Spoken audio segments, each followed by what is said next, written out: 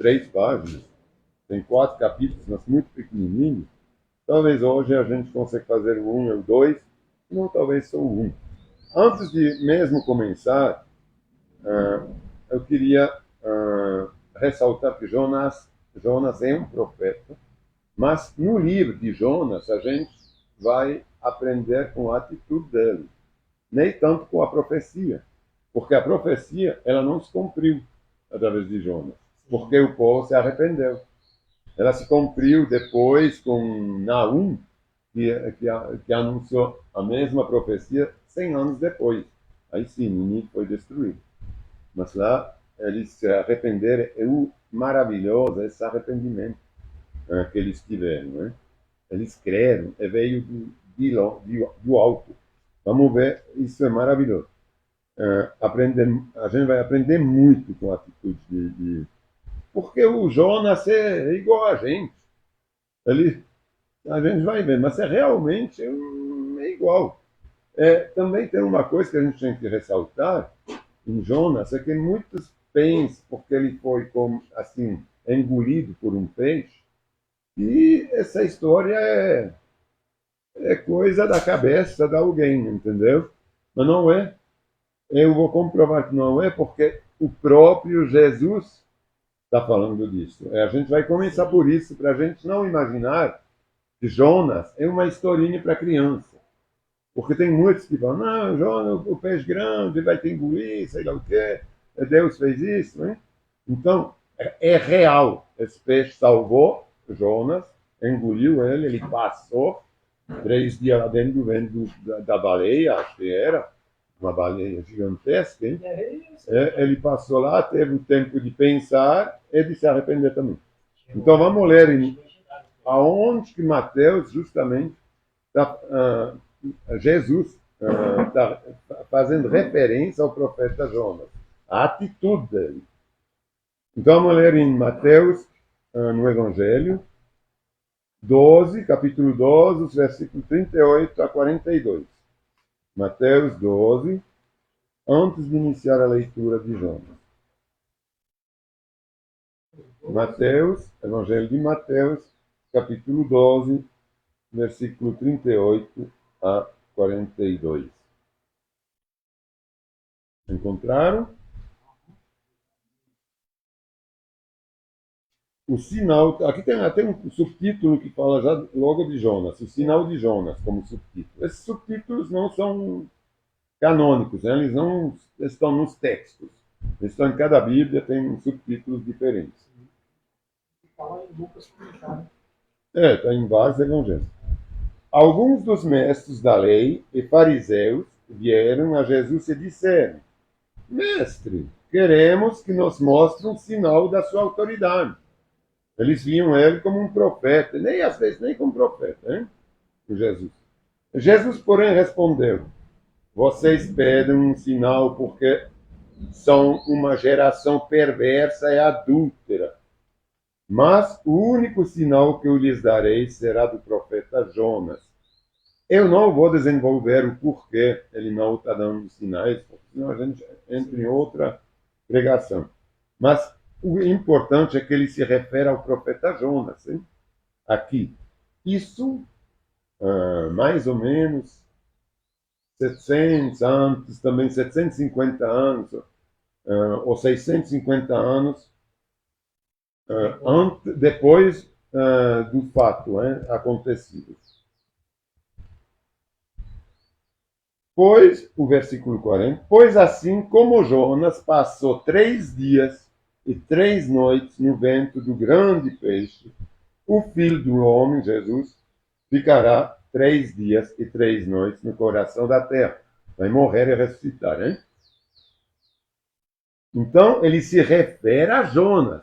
É bem o paralelo, que já era. Então, Jonas passou 3 dias. É tipo um anúncio da salvação também para esse povo, hein? Ele não foi salvar Nínive da destruição. Eles não se arrependeram, a gente vai ver isso. Então, tem uma semelhança muito grande entre Jonas e Jesus Cristo, que veio também para salvar o mundo. No dia do juízo, no 41, Os habitantes de Nínive se levantarão contra essa geração e a condenarão, pois eles se arrependeram de seus pecados quando ouviram a mensagem anunciada por Jonas. E vocês têm à sua frente alguém maior que Jonas. A rainha de Sabá, que era da Etiópia, ia sempre pedir conselho ao rei Salomão, uma vez por ano, também se levantará contra essa geração. Essa geração a gente pode comparar à nossa também. Essa mesma geração, que não acreditou em Jesus e que não acredita muito em Jesus. Também se levantará contra essa geração no dia do juízo e a condenará, pois veio de uma terra distante, da Etiópia, para ouvir a sabedoria de Salomão. E vocês têm à sua frente alguém maior que Salomão. Salomão foi o mais sábio, dentro dos sábios. Então, isso para a gente ter a ciência, a consciência que Jonas é um livro realmente muito importante e não é uma fábula, uma lenda, como muitos que eram até eruditos, entre aspas, querem falar que isso não é bem assim, não tem essa coisa de peixe grande. É bíblico, está na palavra, a palavra não mente, nenhum profeta mentiu, é tudo o que aconteceu, que profetizaram, acabou a acontecer, ou pelo menos do jeito que tinha que acontecer, segundo a palavra. Então vamos começar a ler agora Jonas mesmo. Então, Jonas 1, versículo 1.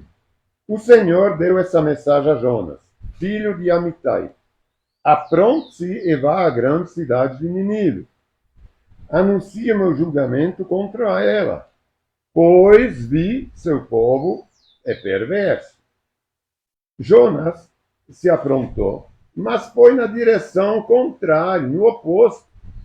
Ele não obedeceu, a fim de que de fugir do Senhor. Desceu ao porto de Jope, que hoje é o porto no bairro de Jafá, em Tel Aviv, onde encontrou um navio que estava de partida para Tarsis. Comprou passagem e embarcou para Tarsis a fim de fugir do Senhor. Eu vou contextualizar essas falas aqui. Primeiramente, quando a gente fala de Nínive está lá acho que hoje seria a Turquia ou a Arábia, os países árabes. Acho que é norte do Iraque. Nínive seria bem no norte do Iraque. Tem o Iraque, o Irã, está no norte do Iraque. Aí ele foi aonde? Ele foi no Mediterrâneo, ele foi para Tel Aviv, nas margens de Israel, no porto, e lá ele encontra um navio.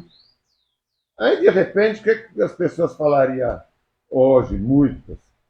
Rapaz, eu vou lá, e não é que tem um navio que está pronto para partir, não foi de Deus, que o navio estava pronto para partir. Então, o Senhor realmente estava me abençoando, porque eu não queria ir lá, eu não ia lá, mas quando eu estou fugindo do Senhor, em vez do Senhor me castigar, é chegar lá no porto e não ver navio nenhum, ficar lá no impasse completo. Não, tem um navio que está lá pronto para fugir para a Espanha. Porque Tarsis está lá era nos Países Bascos, entre a França e a Espanha. Era uma cidade lá. Então, era bem longe, Eu tinha que fazer uma viagem grande, ia para a Europa mesmo. Então, a gente vê que a gente não tem que seguir, primeiramente, aqui tem uma lição muito importante para essas pessoas que seguem as providências de Deus. Às vezes, realmente, Deus pode providenciar. Quando a gente pede alguma coisa, ele vai providenciar alguma coisa.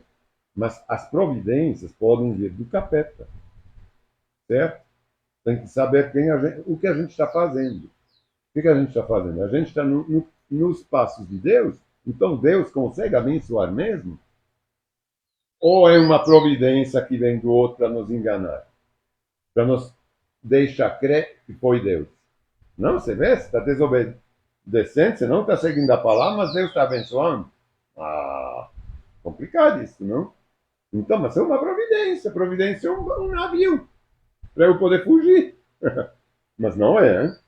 Então, a gente tem que seguir o quê? Os preceitos da Bíblia, não as providências.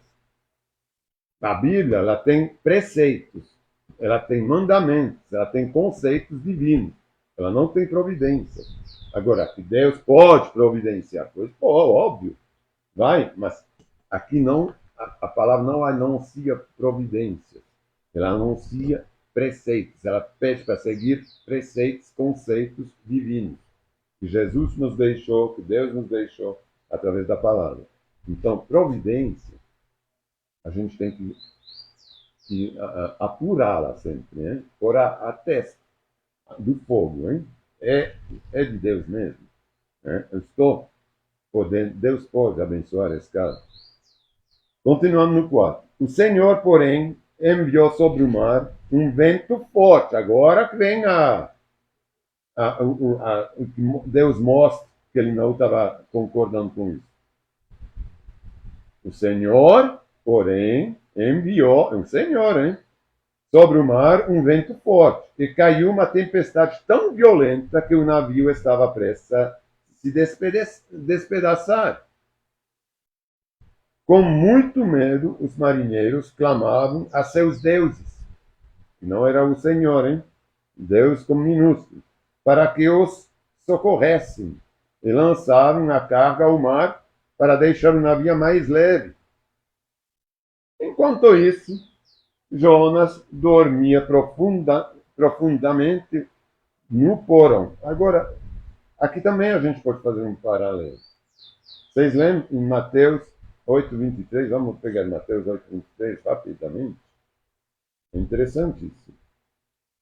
Às vezes, de novo, a gente pode tirar uma lição muito grande disso. Enquanto, está escrito aqui, enquanto Jonas dormia profundamente no porão. É aqui em Mateus 8, a gente tem duas semelhanças nesse capítulo com Jesus Cristo. Mateus 8, capítulo 20, versículo 23.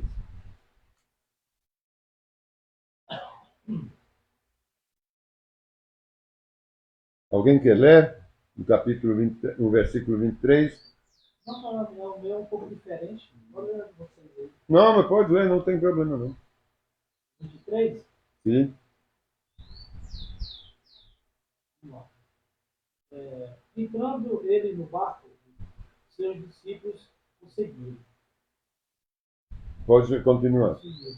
De repente, uma violenta tempestade abateu-se sobre o mar, de forma que as ondas inundavam o barco. Jesus, porém, dormia. Os discípulos foram acordá-lo, chamando: Senhor, salva-nos, vamos morrer. Pode continuar. Ele perguntou: por que vocês estão com tanto medo, homens de pequena fé? Então ele se levantou, repreendeu os ventos e o mar, e fez-se completa bonança.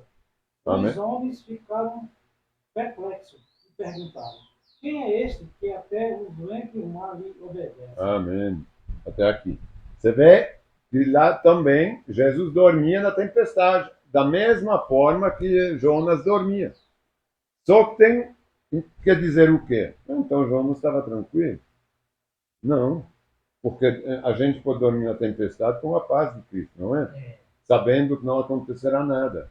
Isso, na verdade, que eu até publiquei hoje de manhã, na mensagem.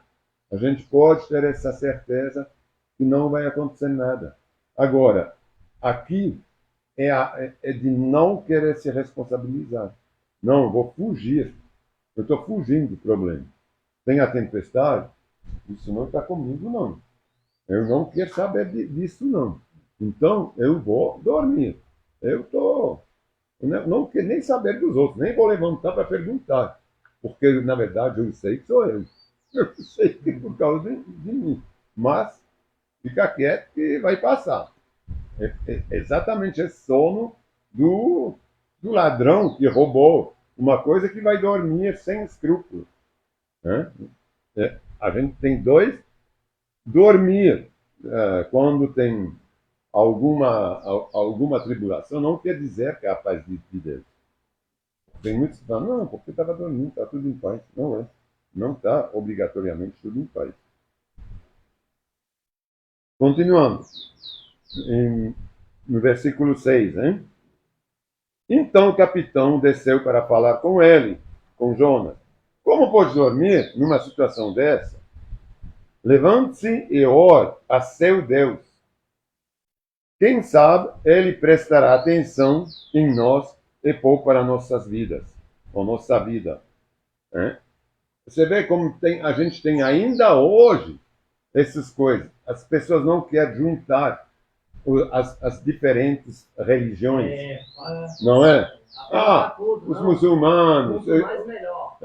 Isso, é melhor. Mais junto a gente ora, reza, mais os deuses, Deus, vão se juntar e abençoar. Era exatamente, isso ficou até hoje. Não vamos orar, todas as religiões, isso que a gente ouve muito na mídia. Todas as religiões juntas. Então, a tripulação tirou sortes para ver qual deles havia ofendido seus deuses e causado a terrível tempestade. Quando tiraram a sorte, elas indicaram que Jonas era culpado. Quem indicou isso? O capeta. Porque com quem Jonas se deixou influenciar? Pensando até, o navio está aqui, Deus providenciou. Deus providenciou? Era o Deus, naquele momento, era um capeta, hein? Porque ele estava completamente fora dos mandamentos do Senhor. Por que essa terrível tempestade veio sobre nós? Perguntaram. Quem é você? Ou como eles foram inteligentes? Começaram a perguntar então. Já mostrou. É ele. Agora vou ferrar com ele. É ele. Né? Aí perguntaram. A gente tem que perguntar, não tem que se colocar. Mesmo eles não sendo de Deus, eles tiveram uma atitude muito, muito certa. Porque começaram a perguntar, mas quem é você? Qual é a sua profissão? A gente pode saber muito de uma pessoa, hein? Quando a gente sabe o que ele faz. Tem uns que são agiotas. Então a gente já sabe, opa, de onde vem? Qual é a sua nacionalidade? Tem uns que também vêm de povos que não querem saber nada de Deus. Hein? Então já dá, não quer dizer que são todos assim, mas dá para a gente começar a olhar com mais detalhe. Jonas respondeu, sou hebreu e adoro o Senhor, o Deus dos seus, que fez o mar e a terra. Os marinheiros ficaram apavorados quando ouviram isso, pois Jonas já havia lhes contado que estava fugindo do Senhor. Então eles conheciam o Deus dos hebreus. A gente vê na palavra toda que ele era muito conhecido. O Deus dos hebreus era temido, porque os hebreus eles ganhavam as batalhas, né? Ele dava poder, ele estava com eles. Por que fez uma coisa dessas? Disseram.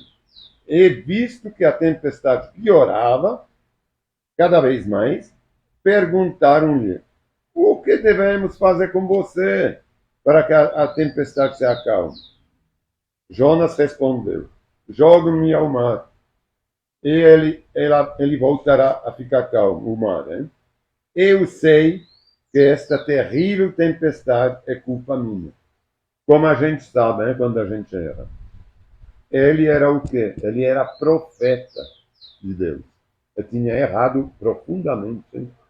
Como profeta. E como um convertido hoje, nós que nos convertemos a Cristo, é quando a gente erra, o Espírito Santo na hora põe no nosso coração. É tua culpa, você errou. As coisas acontecem assim porque você não está seguindo meu caminho. Você está no caminho largo, você não está no caminho certo. Então, a gente sabe disso. Né? Jonas sabia Ele falou, pois Jonas já havia lhes contado que está. Porque, não, Jonas respondeu, joga-me no mar, no 12. Ele voltará a ficar calmo, eu sei que esta terrível tempestade é culpa minha. Em vez disso, ou como eles eram bons, na verdade, mesmo ah, sendo adoradores de outros deuses. Em vez disso, os marinheiros remaram com ainda mais força para levar a embarcação à terra, mas não conseguiram, pois o mar tempestuoso havia se tornado muito violento. Óbvio, hein? Deus não deixou, mas eles não queriam o matar. Hein? É por isso que a gente fala. A palavra fala, não a gente. A palavra fala que todos sabem, conhecem do bem e do mal. Então, mesmo eles não adorando o nosso Deus, eles sabiam do mal, porque isso aqui vem embarcado como ser humano, por Deus, no espírito de vida. Ele fala, você não matará, você não vai matar uma pessoa assim. Então, eles não queriam o jogar.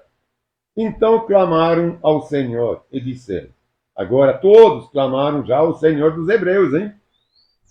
E disseram, porque viram que era culpa do Senhor desse cara, do Jonas. Então começaram a clamar a ele, está escrito, então clamaram ao Senhor com S maiúsculo. E disseram, Senhor, não nos deixe morrer por causa deste homem, e não nos responsabilizes pela morte dele. Senhor, tu sabes os motivos por que enviaste a tempestade sobre ele. Depois os marinheiros pegaram Jonas e o lançaram ao mar. E no mesmo instante, a furiosa tempestade se aquietou. Aí o que aconteceu? Espantados com o grande poder do Senhor, os marinheiros lhe ofereceram um sacrifício, que na época era normal, e firmaram o compromisso de servi-lo. É como se hoje alguém se convertesse. Por quê? Porque aconteceu um milagre. Isso acontece muitas vezes, não é? Aí a gente tem sempre o exemplo do Wagmar, né, com o filho dele. Então, o Senhor é poderoso para quem o tema. Ele é poderoso. Eles temavam outro Deus. Né? É bem claro. Aqui eles falam, depois, os marinheiros, espantados com o grande poder do Senhor, os marinheiros lhe ofereceram um sacrifício, firmaram o compromisso de servi-lo. Então é um compromisso, não é só servi-lo agora, um dia, esse dia, para apaziguar a tempestade, não. É o compromisso. O Senhor fez que um grande peixe, tipo uma baleia, engolisse Jonas. E Jonas ficou dentro do peixe por 3 dias e 3 noites. Agora, parece ruim, né? Um peixe que vem engolir. Mas, nesse caso, foi a salvação de Jonas, não foi? Foi a salvação de... Ou como Deus é bom, depois de tudo isso. Agora, às vezes a gente tem tempestade, coisa assim, mas às vezes a gente não sabe. Mas é para a gente poder fazer alguma coisa melhor. Por exemplo, quantas pessoas agora, depois desse vendaval, que a gente teve há uma semana, quantas pessoas vão passar o próximo vendaval com menos problema? Porque nessa semana vão comprar um gerador, vão comprar, vão comprar uma cisterna para armazenar água. Não é? Então, Deus ele permitiu que o estrago não seja maior, que eles vivessem, que eles passassem essa tempestade vivos. Mas às vezes reclamam. Mas está tudo quebrado por ali. Tá... Não, mas é a vida deles. É os fundamentos dos valores da vida deles. Então lá, Deus preservou. Mas só quis mostrar. São advertências. Eu te preservei agora, faz o teu. Eu te dei inteligência, eu te dei sabedoria, eu te dou. Para fazer as coisas, comprar as coisas. Pode fazer. Porque tentar a mim sempre é ficar deitado, achar que você vai proteger, mas você não tem gerador, você não tem nada, você não tem cisterna, você não tem poço. Agora faz o teu poço, não é? A gente sempre, mas eu não tenho dinheiro. Deus providencia. É. Porque se precisa de repente de alguma coisa, sempre providencia, hein? Para fazer um poço, quando não é preciso, aí não tem dinheiro. Mas não é assim. Então, a gente tem que ver o Senhor em todas as coisas. Como a gente está falando, que o Senhor, ele colabora com quem ama a Deus. Em todas as coisas, ele colabora com quem ama a Deus, mesmo se tem estrago. Vou ler ainda o 2, a gente vai deixar o 3 e o 4 para a próxima vez. Então, capítulo 2, dentro do peixe, Jonas orou ao Senhor seu Deus e disse. Agora tem uma coisa, a gente vê que ele fala aqui, então, dentro do peixe. A gente não sabe se ele passou um dia dentro do mar, um meio dia dentro do mar, sufocando, porque ele falou que ele enviou um peixe, mas não falou quando. Né? Então a gente pode imaginar que ele também ficou no mar um tempão, tudo, aí de repente, dentro um peixe veio e pegou ele. Aí Jonas orou ao Senhor. Ele talvez passou também 2 dias ainda dentro do peixe, falando, você vê, agora eu desobedeci, eu estou morto. Depois que ele viu que ele não morreu, né, talvez depois de um dia dentro do ventre do peixe, ele falou, então Deus está começando, está comigo. Aí ele orou, ele se arrependeu. Começou pela própria o arrependimento do Jonas. Hein? Em minha angústia, a oração dele. Em minha angústia clamei ao Senhor e ele me respondeu. Gritei da terra dos mortos. Então ele se via morto. Hein? A terra dos mortos é o Sheol, na Bíblia. Este Sheol seria o cemitério. Não é o inferno, não é nem um purgatório, é o cemitério. Os mortos assim. E tu me ouviste. Nas profundezas do oceano me lançaste, e afundeu até o coração do mar. As águas me envolveram, fui encoberto por tuas tempestuosas ondas. Ele sabia tudo que era do Senhor. Então eu disse, tu me expulsaste da tua presença. Por isso que eu falo. Ele certamente, quando ele entrou no peixe, ele viu que foi Deus que o mandou que se despede. Ele pegou isso assim, né? Deus me expulsou. Ele não está mais comigo. Mas, ao contrário. Então, eu disse, tu me expulsaste da tua presença. E, no entanto, olharei de novo para teu santo templo. Afundei debaixo das ondas, e as águas se fecharam mim. Algas marinhas se enrolaram em minha cabeça. Afundei até os alicerces dos montes. Então ele viu o fundo. Fiquei preso na terra, cujas portas se fecharam para sempre. Ele se viu no túmulo, né? Na terra dos mortos, né? Como ele falou. Gritei da terra dos mortos. Mas tu, ó Senhor meu Deus, me resgataste da morte. Oh, glória! Quando minha vida se esvaía, me lembrei do Senhor. Opa! Me arrependi. Me lembrei do Senhor. E minha oração subiu a ti, em teu santo templo. O santo templo seria como para nós hoje a igreja o corpo de Cristo. Né? A cabeça da igreja é Cristo. Então subiu até a cabeça, até a Cristo. Os que adoram falsos deuses dão as costas para as misericórdias de Deus. Vê como é terrível isso.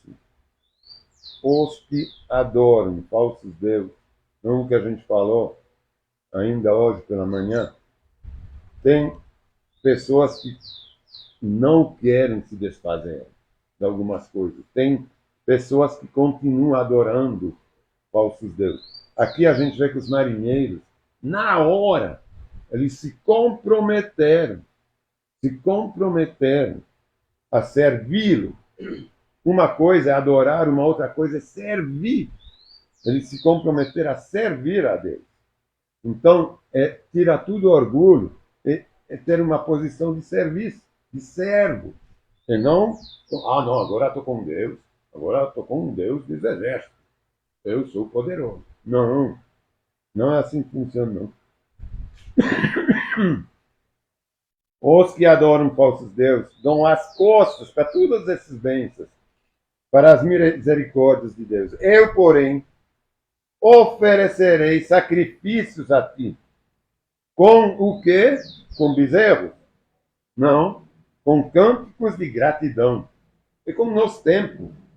O que a gente fala, né? São sacrifícios espirituais que ele gosta, o Senhor.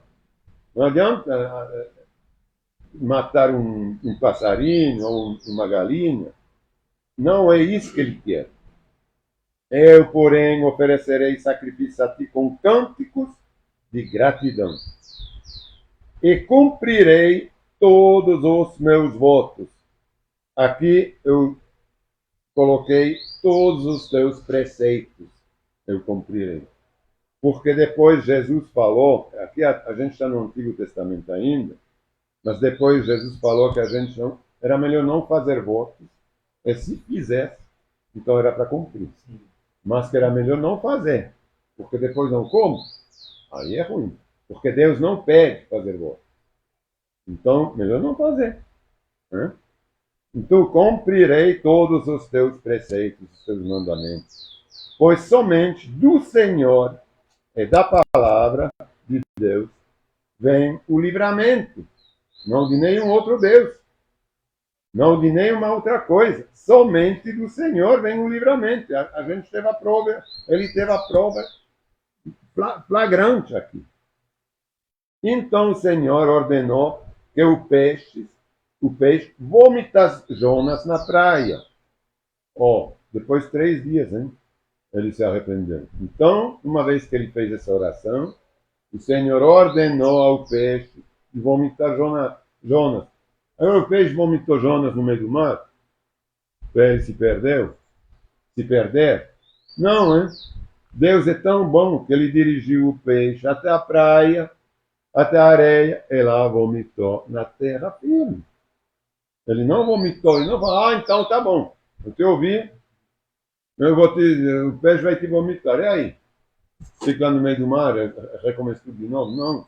Deus, quando ele perdoa, quando a gente pede perdão, ele nos dá uma nova oportunidade.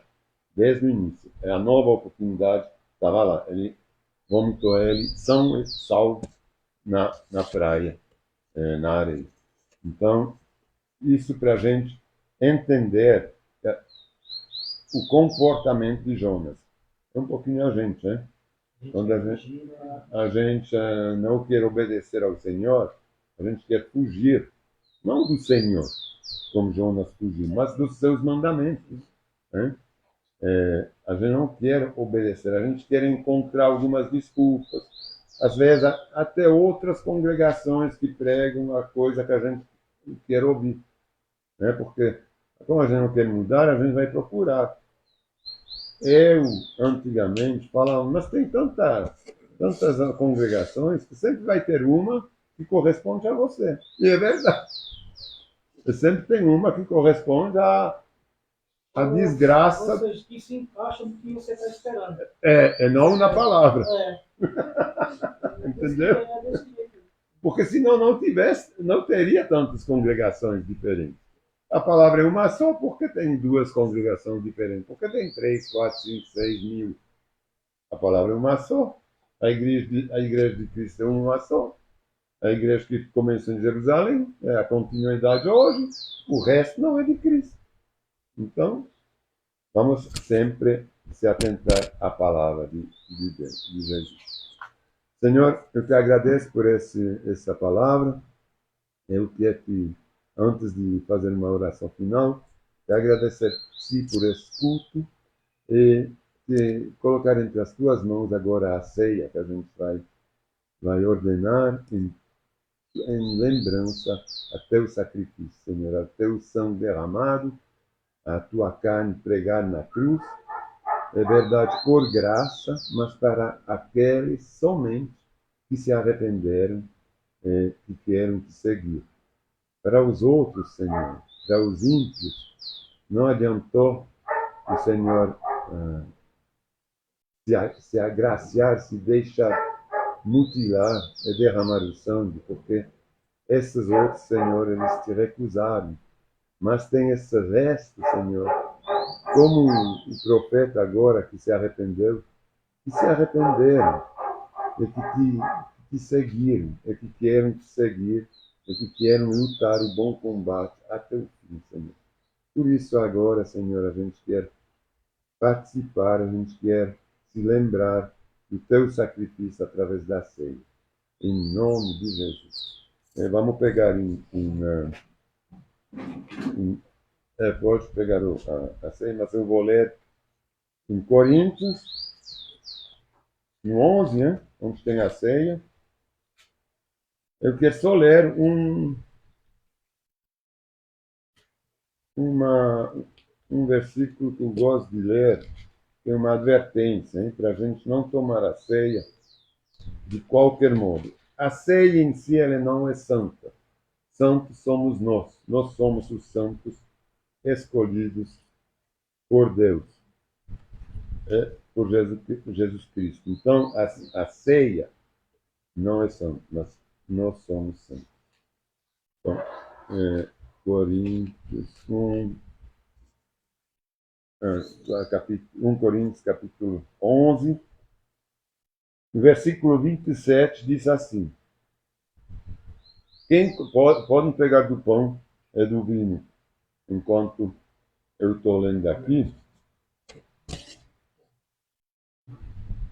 O versículo 27 diz assim: assim, quem come do pão ou bebe do cálice do Senhor, indignamente, obrigado, indignamente é culpado de pecar contra o corpo e o sangue do Senhor.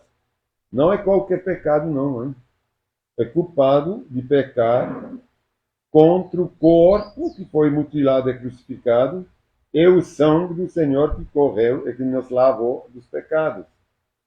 Portanto, examinem-se antes de comer ou beber do pão e do cálice, de comer do pão e beber do cálice. Esse pão, realmente, ele não tem nada de santo, mas ele tem, agora a gente está comendo ele em lembrança ao corpo. O vinho também, esse cálice, ele não é santo, é um vinho, mas ele falou, faz em lembrança a mim. Então a gente é culpado se a gente não faz isso na lembrança do sacrifício do Senhor, a gente se culpa contra esse sacrifício, certo? Quem come, vou recomeçar o 26. Assim, quem come do pão ou bebe do pecar contra o corpo e o sangue do Senhor, portanto, examinem-se antes de comer do pão e beber do cálice, pois se come do pão ou bebem do cálice sem honrar o corpo de Cristo, comem e bebem julgamento contra si mesmo. Por isso, muitos de vocês estão fracos e doentes, e alguns até morreram, adormeceram. Por isso, porque acham que a ceia, o sacrifício, não o vinho, é claro, aqui, examinem-se antes de comer o pão e beber do cálice. Não está escrito antes de sacrificar o cálice a Deus, sacrificar o pão a Deus, não. A gente come do pão em lembrança ao sacrifício. Só que a gente não está honrando a Deus se a gente comer ele sem se lembrar disso, sem se examinar antes. Ele fala, examinem-se. Então, se a gente, agora o Espírito Santo nos mostra algum pecado que a gente está cometendo, ou que a gente recomeçou a cometer, ou algum perdão que a gente tem que oferecer a alguém que nos pediu perdão, vem nos pedir perdão, me desculpe por isso, por isso. Não, a gente é orgulhoso, não quer perdoar. Como que Jesus vai poder perdoar nossos pecados? Como que o sangue que derramou, que correu na cruz, vai perdoar nossos pecados se a gente não reconhece esse sangue como um sangue que lava os pecados? Hein? Então, Aí ele falou assim, quando vocês se reúnem no 20, né? Não, vamos ler um pouquinho mais para frente.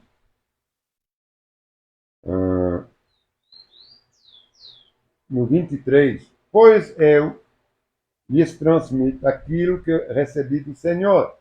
Na noite em que o Senhor Jesus foi traído, ele tomou o pão, agradeceu a Deus, partiu-o e disse, este é meu corpo, que entrega a vocês. Façam isto em memória de mim. Então, Senhor, a gente pega esse pão agora em memória a ti, em memória a teu sacrifício. Você se sacrificou gratuitamente. Você nos deu essa graça. Não há de pagar, não tem nada que pode chegar a nada do teu sacrifício. Nada poderia pegar nem completar esse sacrifício. Não é nem meu dinheiro, nem minha vontade, absolutamente nada, Senhor. Você fez isso antes de saber que eu iria me converter, Senhor. Quando eu era pecador, por mim, como pecador. E, Senhor, eu te agradeço por essa graça, por esse sacrifício que você fez por mim. E através desse pão agora eu quero me relembrar os teus sofrimentos que você teve na cruz quando você foi crucificado por mim e por nós todos que nós convertemos e te seguimos. É? Pode agora comer esse pão em lembrança a esse sacrifício.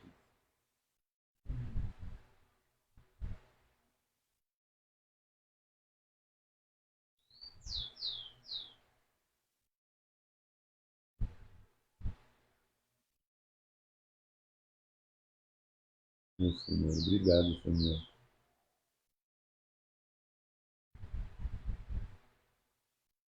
Da mesma forma, depois da ceia, tomou o cálice e disse: este cálice é a nova aliança, confirmada com meu sangue. Façam isto em memória de mim, sempre que o beberem. Então, Senhor, a gente quer se lembrar desse sangue que derramou, que é sinônimo da nova aliança que o Senhor Deus tratou conosco, os pecadores. Você nos tirou da lei, Senhor. Você a cumpriu. Ela se cumpriu naquele momento, Senhor. Quando você foi na cruz, quando teu sangue gratuitamente veio nos lavar dos nossos pecados, para todos aqueles que te aceitaram, que se deixaram agora lavar pelo sangue. A gente quer se lembrar dessa aliança que o Senhor firmou com a gente, essa aliança que a gente quer perpetuar com o Senhor também. Esse compromisso, como esses marinheiros que se comprometeram a servi-lo, Senhor, a gente se compromete a respeitar essa aliança e a te servir, Senhor, e não a nos engrandecer. Porque você, Senhor, nos lavou. Nós não poderíamos nos lavar dos nossos pecados, somente o teu sangue. Então nós bebemos agora esse cálice em lembrança a essa purificação que você fez dos nossos pecados. Podem tomar.